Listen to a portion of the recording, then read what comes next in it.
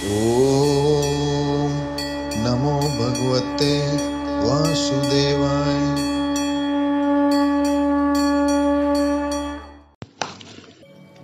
नमस्कार दोस्तों, संडे सत्संग में आप सभी का स्वागत है। आज का विषय है हमारे जीवन को दिन प्रतिदिन प्रभावित करने वाले सुख दुख और उनके पीछे का वास्तविक कारण क्या है। क्योंकि जहां देखो जिसे देखो हर व्यक्ति परेशान सा प्रतीत होता है, इसलिए ये जानना जरूरी है कि हमारी परेशानी कितनी जायज है। इस विषय में वेद पुराण और हमारे प्राचीन संत महात्मा क्या कहते हैं, तो सुनिए। श्रीमद् भागवत में इस विषय में जो वर्णन मिलता है, मेरे, आपके या किसी के भी सुख दुख का कारण ना तो कोई मनुष्य है, ना ही कोई देवता और ना ही अपना शरीर है, ना ही कोई ग्रह नक्षत्र, ना ही कोई कर्म और ना ही ईश्वर रूपी काल आदि, बल्कि इस सारे झमेले का वास्तविक कारण है हमारा मन, जो इस संसार चक्र को चला रहा है। सचमुच ये मन मनुष्य का सबसे बड़ा शत्रु है। इसका आक्रमण असहाय है। यह बाहरी शरीर को नहीं, हृदय आदि मर्म स्थानों को वेधता है। इसे जीतना बहुत कठिन। हर मनुष्य को चाहिए कि सबसे पहले इस पर विजय प्राप्त करे, परंतु ये इतना आसान नहीं। इसके विपरीत होता यह है कि लोग इसे तो जीतने का प्रयत्न करते नहीं, इस मायामयी झूठ मूठ की दुनिया के टंटों में उलझ अपने मन की इच्छाओं और आकांक्षाओं की पूर्ति हेतु इस जगत के लोगों को ही अपना मित्र और शत्रु बना बैठते हैं। हम मनुष्यों की बुद्धि अंधी होती है। ईश्वर के बनाए इस मायामयी संसार चक्र को हर कोई अपनी मुट्ठी में करने में लगा है, जबकि यह भी सत्य है कि अंत में इस मुट्ठी में रेत का एक कण भी साथ नहीं ले जाया जा सकता। फिर भी हम सभी की बुद्धि अंधी हो रही है। तभी तो इस मन से कल्पित शरीर को मैं और मेरा मान बैठते हैं, जिससे इस भ्रम के फंदे में फंस जाते हैं कि ये मैं हूं और ये मेरा है और सामने वाला दूसरा। इसका परिणाम ये होता है कि इस अनंत अज्ञान अंधकार में ही हम भटकते रहते हैं। बस शामिल हो जाते हैं एक ऐसी दौड़ में जो अंतहीन है, क्योंकि इस मन की इच्छाएं अनंत हैं। आप लाख प्रयास कर लें, इसे संतुष्ट नहीं कर सकते, जबकि इस मन के साथ रहने पर भी आत्मा निष्क्रिय है। वह ज्ञान शक्ति प्रधान है, सभी जीवों का परम सखा है और अपने अलुप्त ज्ञान से सब कुछ देखता है। मन के द्वारा ही उसकी भी अभिव्यक्ति होती है।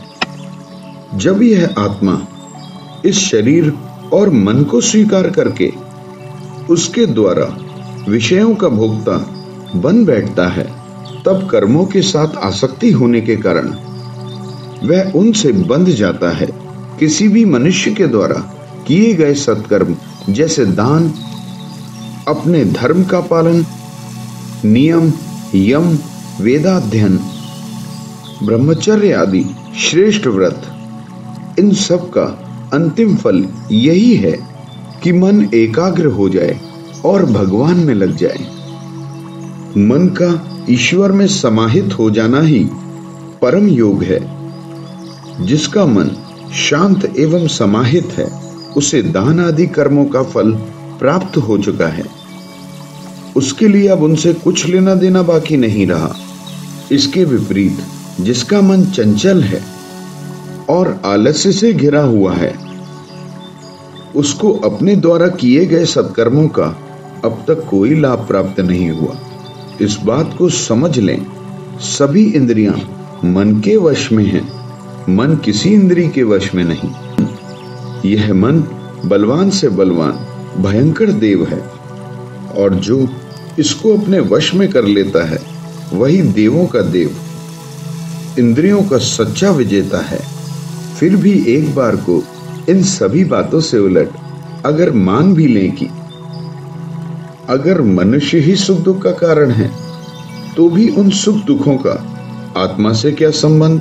क्योंकि सुख दुख अर्जित करने वाला भी मिट्टी का शरीर है और भोगने वाला भी वही। कभी भोजन आदि करने पर अगर दांत से अपनी ही जीभ कट जाए और उससे पीड़ा होने लगे, तब मनुष्य किस पर क्रोध करे? यदि मान लें कि देवता ही इस सुख दुख का कारण है, फिर भी इस सुख दुख से आत्मा की क्या हानि? क्योंकि यदि इस सुख दुख के कारण इंद्रियाभिमानी देवता हैं, तो उन सुख दुखों के फलों के भोक्ता भी तो वही हुए, और देवता भी सभी शरीरों में एक ही है। जो देवता एक शरीर में है, वही दूसरे में भी। ऐसी दशा में यदि अपने ही शरीर के किसी अंग से दूसरे अंग को चोट लग जाए, तो भला किस पर क्रोध किया जाएगा? यदि मान भी लें कि आत्मा ही सुख दुख का कारण है, तो वह तो अपना आप स्वयं है, कोई दूसरा नहीं। क्योंकि वह तो उस परमात्मा का अंश है जो हर जीव में है, हर कण कण में है और सदा सर्वदा सनातन है। और जो कुछ भी इस आत्मा रूपी परमात्मा के रूप में इस संसार में दिखाई देता है, वह सभी क्षण भंगुर और मिथ्या है। क्योंकि आत्मा के अतिरिक्त इस संसार में कुछ है ही नहीं। इसलिए न सुख है न दुख है, फिर क्रोध कैसा? और इस क्रोध की आवश्यकता ही क्या? हमारा सबका यह शरीर तो अचेतन है और उसमें पक्षी रूप में रहने वाली आत्मा सर्वथा निर्विकार और साक्षी मात्र है। इसलिए कर्मों का उस आत्मा पर कोई प्रभाव नहीं। जो इन बातों को समझ लेता है, फिर किसी भी भय के कारण भयभीत नहीं होता। इस संसार में मनुष्य को कोई दूसरा सुख दुख नहीं देता। यह तो निराह इस मन का भ्रमजाल है। यह सारा संसार, इसके मित्र शत्रु सभी के सभी मन का बखेड़ा मात्र है, और इनकी सत्ता तभी तक रहती है जब तक हम अपने वास्तविक स्वरूप आत्मा को पहचान नहीं पाते।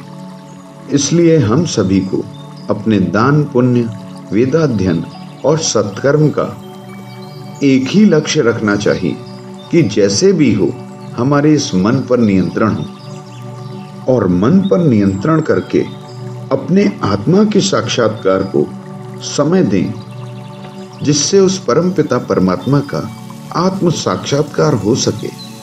और यही सारी योग साधना का सार संग्रह है। अपने मन को संसार की वृत्तियों से हटाकर भगवान श्री कृष्ण में लीन करना। आप देखेंगे कि सुख दुख का जो जंजाल है ना, ये धीरे धीरे कटने लगेगा। अब मैं आप लोगों को भगवान श्री कृष्ण जी के द्वारा उद्धव जी को दिए गए सांख्य योग के उपदेश के विषय में बताता हूं, जिसमें भगवान ने उद्धव जी को विस्तार से बताया है कि संसार के सुख दुख का मूल कारण क्या है। और जब मनुष्य इस सांख्य योग को भली भांति जान लेता है, तब उसकी संसार के प्रति भेद बुद्धि और सुख दुख का भ्रम तत्काल ही समाप्त हो जाता है। चाहे कोई भी युग हो, प्रलय काल हो, या जब से सृष्टि का उदय हुआ है, जो कुछ इन आंखों से दिखता है या जो भी इन्हें देखता है, यह पूरा संसार कुछ और दूसरा नहीं, केवल परम ब्रह्म है। यह परम ब्रह्म ही अद्वितीय सत्य है, जो हमारे आपके सबके भीतर आत्मा के स्वरूप में विराजमान है। परंतु मन और वाणी की इस तक कोई पहुंच नहीं। परंतु मन और वाणी का वहां कोई अस्तित्व नहीं। वह परम ब्रह्म ही संसार की माया और उसके प्रतिबिंब के रूप में दिखने वाला और देखने वाला इन दो भागों में विभक्त हो गया है।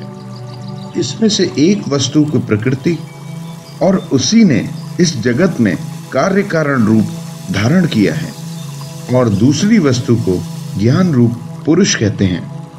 यानी जो कुछ दिख पड़ता है वह प्रकृति है और इसे देखने वाला मनुष्य। भगवान श्री कृष्ण उद्धव जी से आगे कहते हैं, प्यारे उद्धव, मैंने ही जीवों के शुभ अशुभ कर्मों के अनुसार प्रकृति को क्षुब्ध किया है। तब उससे सत्व, रजो और तमो ये 3 गुण उत्पन्न हुए हैं। इन सत्व, रजो, तमो गुणों के कारण ही मनुष्य में क्रिया शक्ति और ज्ञान शक्ति का प्रादुर्भाव हुआ है। ज्ञान शक्ति के कारण ही मनुष्य में अहंकार उत्पन्न हुआ है कि ये मैं हूं और ये मेरा है। बस ये अहंकार ही जीव को मोह में डालने वाला है। यह अहंकार 3 प्रकार का है, सात्विक, राजस और तामसिक। और इन अहंकारों के मूल हैं जीव की इंद्रियां। तामस अहंकार से पंच तत्व, शब्द, स्पर्श, रूप, रस और गंध। राजस अहंकार से इंद्रियां और सात्विक अहंकार से इंद्रियों को पुष्ट करने वाले।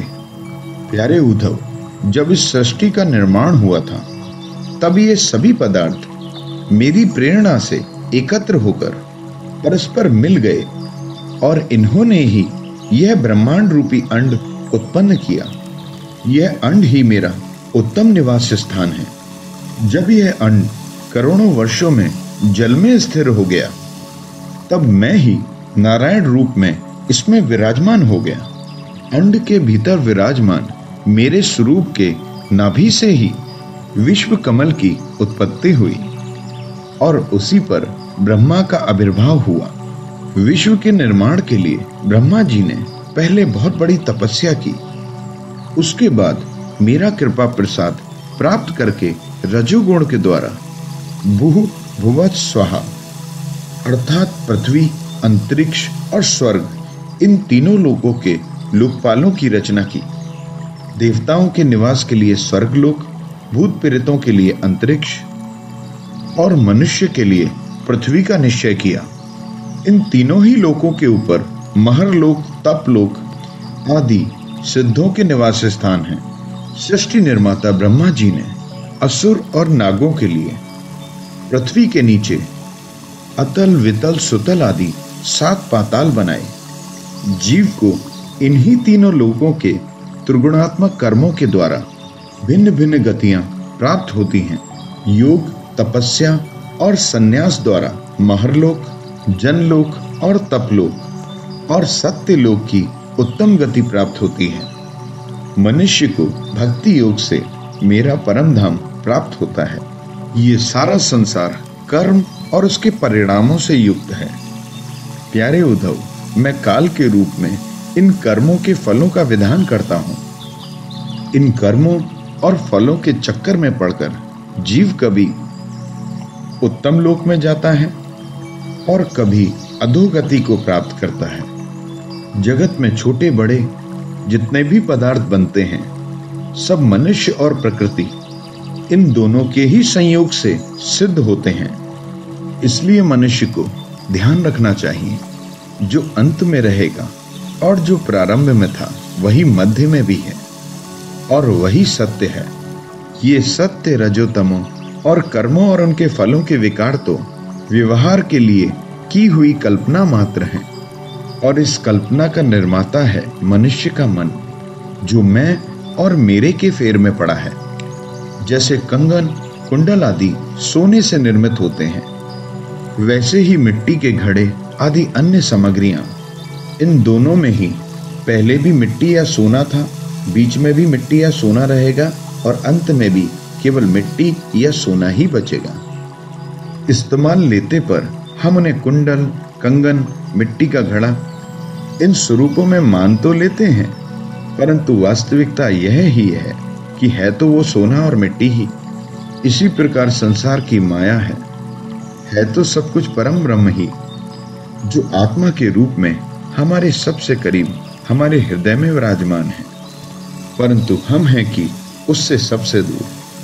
प्यारे उद्धव, मेरा विराट रूप ही विविध लोकों की सृष्टि स्थिति और संहार की लीला भूमि है।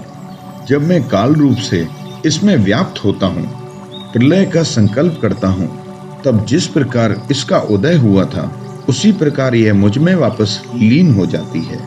प्यारे उद्धव, क्या कभी सूर्योदय होने पर आकाश में अंधकार ठहर सकता है?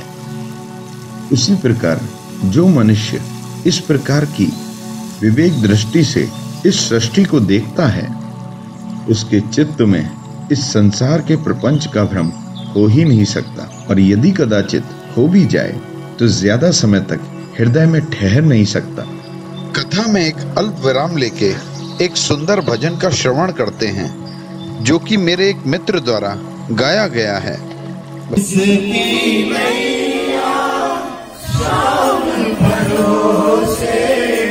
डोल भर सकती है नैया, डूब नहीं सकती है वो नैया, डूब नहीं सकती। एक निवेदन करूंगा भाभी, माइक पे कोई ना गाए, जिससे कि सब लोगों को मौका मिल जाए, ये लोग भी गाएं। माइक की आवाज में ये लोग चालाकी कर जाते हैं, गाते नहीं। और सुनिए, मत घबराना तू, संकट आएंगे हो, मत घबराना तू, संकट आएंगे, संकट भी लेकिन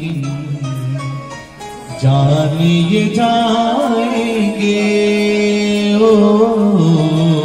संकट भी एक दिन जानिए जाएंगे। क्या जान जाएंगे? तू है प्रेमी श्याम धड़ी का, तू है प्रेमी श्याम धड़ी का, तुझ पे असर ना होगा,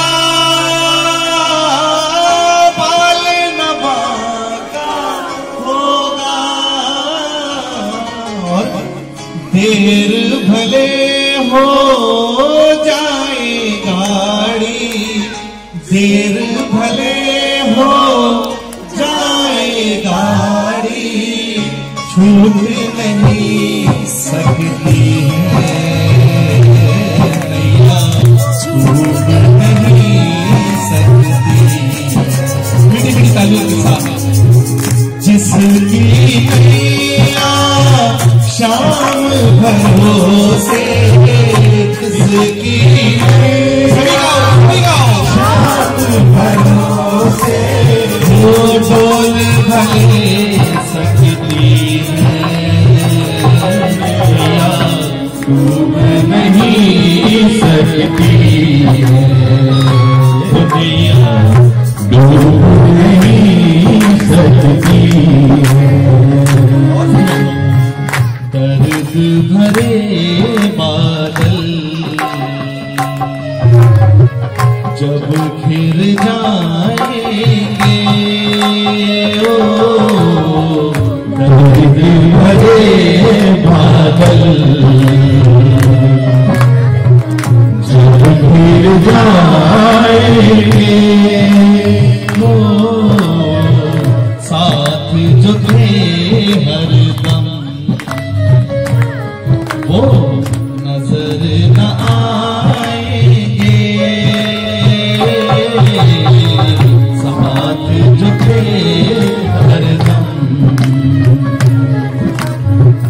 नजर न आएंगे। ये हकीकत है जीवन की। जब मुसीबत में होते हो तो जो आदमी हर समय आपके साथ रहता है वो भी साथ छोड़ करके चला जाता है।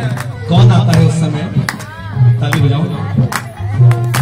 उन घड़ियों में मुरली वाला, उन घड़ियों में मुरली वाला वृंदावन से आएगा, आया था आएगा, शुभम रूपम भरी भरी सभा में उनकी इज्जत, भरी सभा में उनकी इज्जत लूट नहीं सकती है मैया, लूट नहीं सकती है। ओ जिसकी नैया शाम भरोसे, जिसकी नैया शाम भरोसे डूब नहीं सकती है, डूब नहीं सकती। यही है असली संकीर्तन। क्या बात है। इनकी कृपा होगी चिलमन महकेगा, ओ इनकी कृपा होगी और चिलमन महकेगा, सुना घर तेरा एक दिन चमकेगा, हो सोना घर तेरा एक दिन चमकेगा। तुझ पर ताना कसने वाले, तुझ पर ताना कसने वाले कुछ नहीं कह पाएंगे, देखते रह जाएंगे। शुभम रुपम किस्मत भी उनसे, शुभम रुपम किस्मत भी उनसे रूठ नहीं सकती है मैया, डूब नहीं सकती। बस एक बार आप सब लोग दोनों हाथ उठा के ताली बजा के साथ गा दीजिए। जिसकी नैया शाम भरोसे, जिसकी नैया शाम भरोसे डोल भले सकती है नैया, डूब नहीं सकती है नैया, डूब नहीं सकती है नैया, डूब नहीं सकती। वो शाम प्यारे की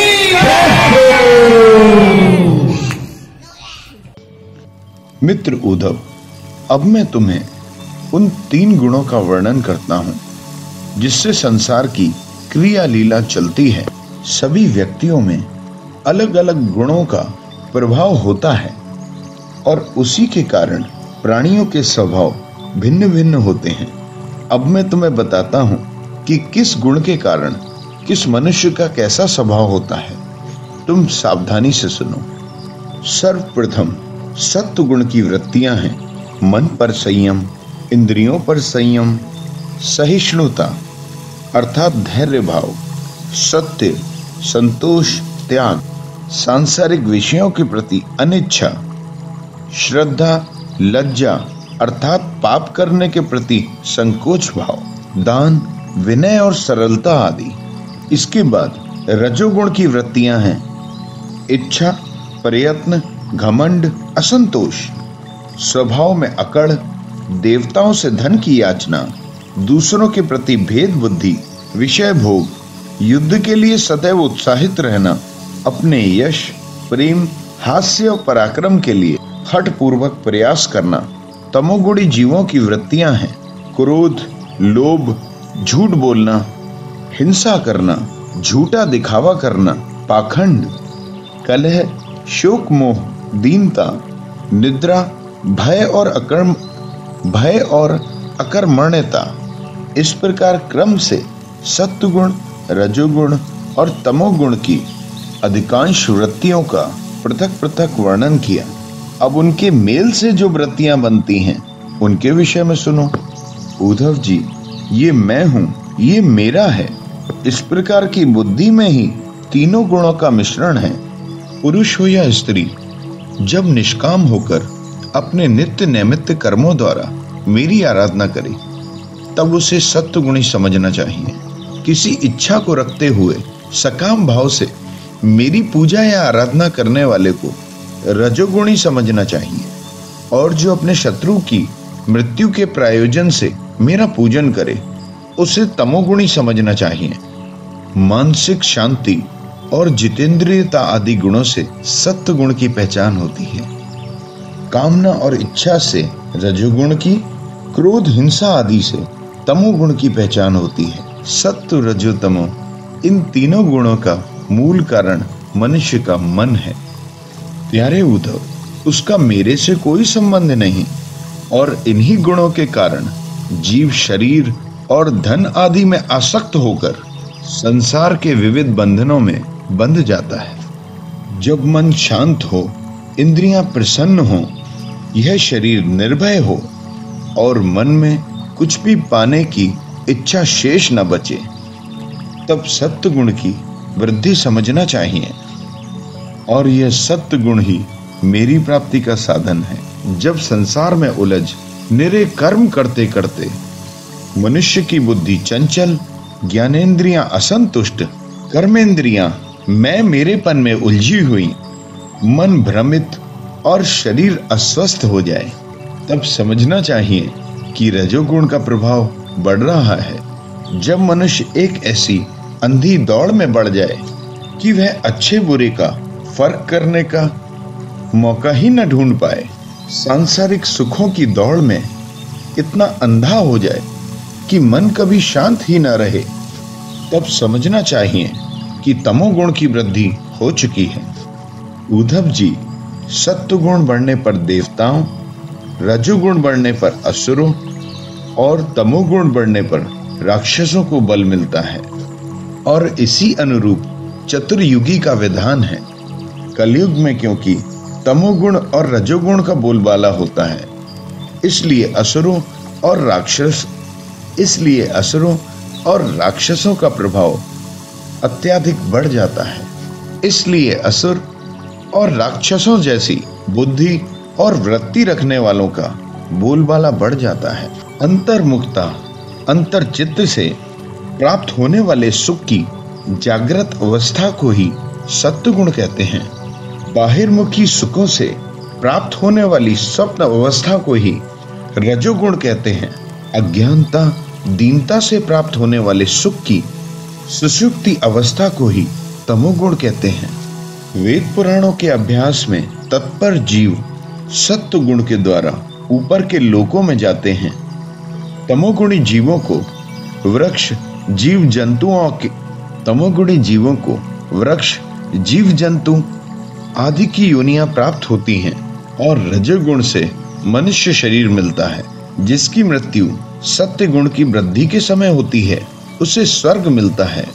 जिसकी रजोगुण की वृद्धि के समय होती है उसे मनुष्य शरीर मिलता है, और जिसे तमोगुण की वृद्धि के समय होती है उसे नरक की प्राप्ति होती है। परंतु जो मनुष्य तीनों गुणों से भी अतीत हो जाता है और जीवन मुक्त हो जाता है, उसे मेरी प्राप्ति होती है। जब अपने धर्म और कर्म का आचरण निष्काम भाव से मुझे समर्पित करके किया जाता है, तब वह सात्विक होता है। जिस कर्म के अनुष्ठान में किसी फल की लालसा रहती है वह राजसिक होता है, और जब किसी कर्म में किसी को सताने अथवा दिखावे की भावना रहती है तब वह तामसिक होता है। हमारे भीतर, सबके भीतर विराजमान शुद्ध आत्मा का भाव सात्विक है। उसको ही कर्ता और कर्मों का भोक्ता समझना राजसिक ज्ञान है। उसे मैं, मेरा और ममता की दृढ़ता में बांधना सर्वथा तामसिक है। इन तीनों से ही पृथक मेरे स्वरूप का वास्तविक ज्ञान ही निर्गुण ज्ञान है। गुणों का प्रभाव लोगों की इच्छाओं के अनुरूप ही पड़ता है, और इन्हीं इच्छाओं के अनुरूप मनुष्य का रहन सहन भी हो जाता है। जिस प्रकार जो वन में रहते हैं उसे सत्वगुणी समझना चाहिए। गांव में रहना राजसिक व्यापार के केंद्रों और जुआ घरों में, अर्थात आज के दौर में कहें तो शहरों में रहना तामसिक निवास है। और इन सब से बेहतर मेरे मंदिर में रहना निर्गुण निवास है। शरीर को कोई रोग ना देने वाला पवित्र और अनायास प्राप्त भोजन ही सात्विक है।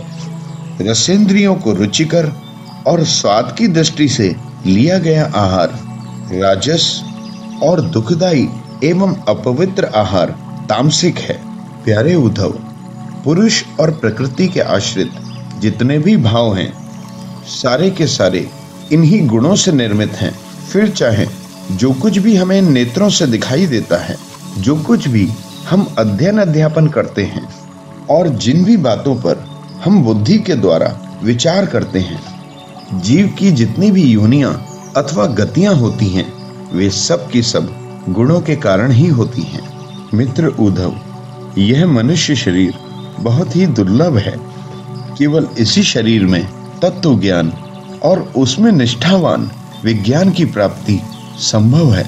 इसलिए इसे पाकर बुद्धिमान पुरुष को इसे आसक्ति से हटाकर मेरा भजन करना चाहिए।